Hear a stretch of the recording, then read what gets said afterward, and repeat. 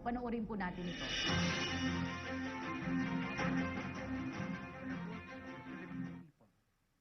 Sir Duterte blazed a foreign policy that is independent and pro-Filipino. He ended the country's subservience to foreign states and opened new political, economic, and social relations with other countries based on mutual respect and our national interest.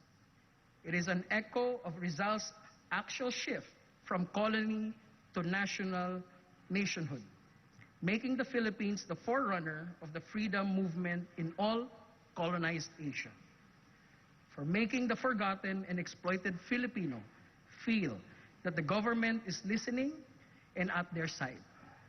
By identifying himself with Filipinos who are the least, the last, and the lost, he enabled them to see leadership not on marble pedestals but in the heartbeats of compassionate service and honest governance.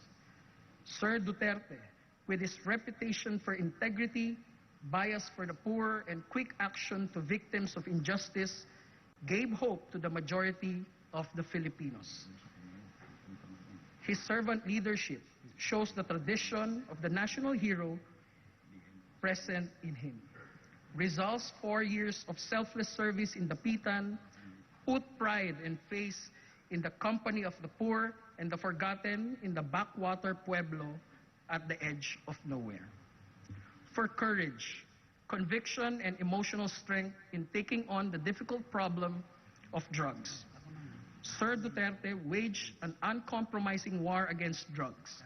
It is a war we cannot lose, for it's determinative of the future of the youth, crucial to the unity of the family, and the key to survival of the nation. The war was fraught with opposition, difficulties, and insurmountable problems that the drug lords and their protectors were nearly invincible. Sir Duterte took up the challenge at the risk of his life, and he showed inimitable courage and conviction in freeing our people from enslavement of drugs. Rizal gave up his life that the Filipino will be free from all species of slavery. For determination and unbending adherence to his duty as president and to achieve Rizal's dream of a nation ruled by virtue and with peace and prosperity.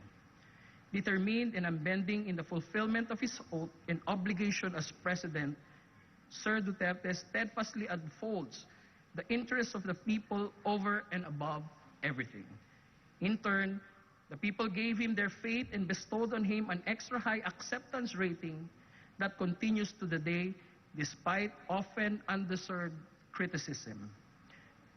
This confidence inspires Sir Duterte to institute deeper, broader, and more inclusive reforms in government to achieve Rizal's dream of a nation ruled by virtue and with peace and prosperity, including Rizal's dream of a federal republic for the country.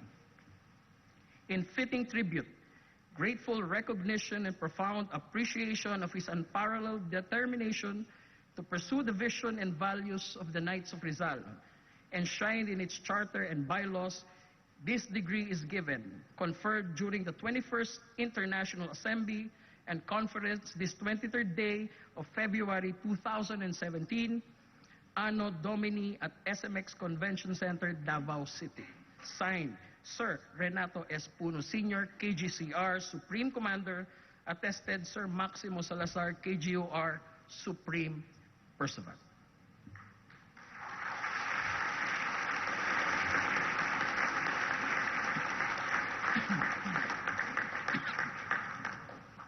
Sir Rodrigo Roa Duterte, KCR, by virtue of the powers vested upon me as a Supreme Commander of the Knights of Rizal, I hereby confer upon you the highest degree of the order, the Knight Grand Cross of Rizal.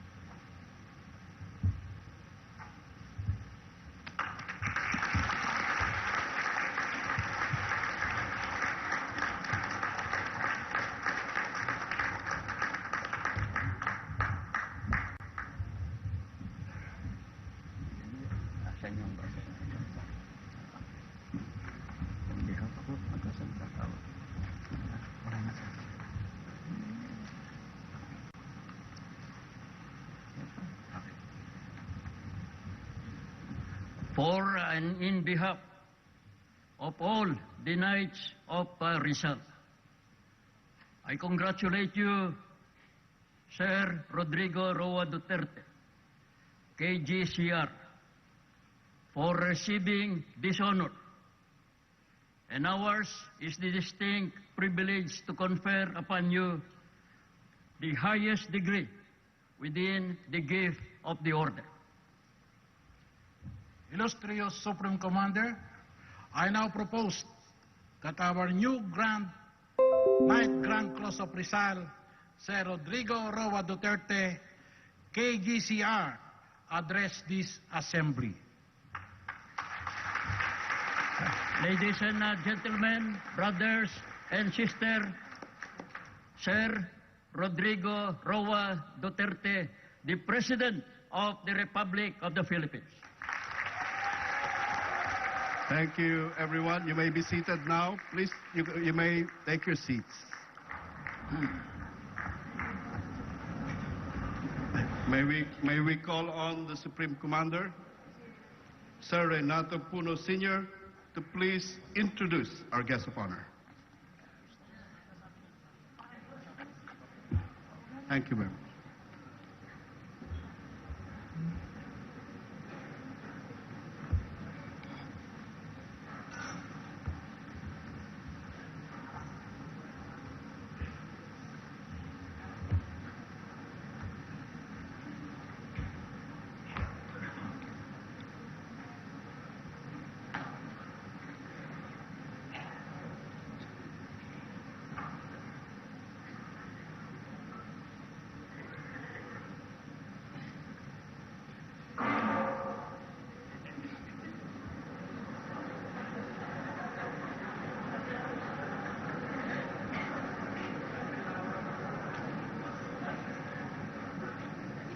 Good evening.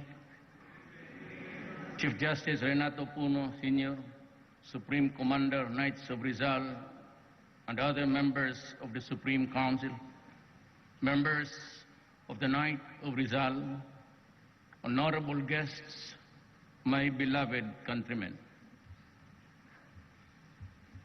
Your conferment upon me today of the Knight Grand Cross of Rizal, the highest degree which the Knights of Rizal could give any person with, is truly humbling. I must confess, however, that I suffer the sense of inadequacy, knowing that I stand before an assemblage of men who are suffused with patriotic fervor, deeply imbued with Dr. Rizal's ideals and visions, and dedicated to the diffusion of his writings and teachings. Tell me, how does one relate appropriately to such people with lofty credentials?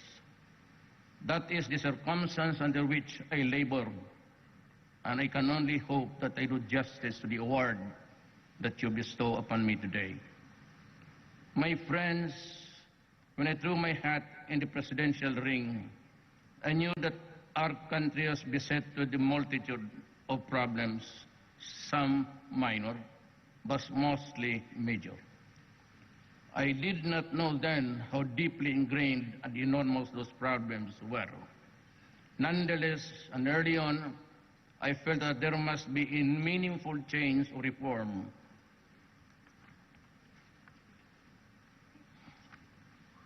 with those occupying the highest positions in government. We know what we need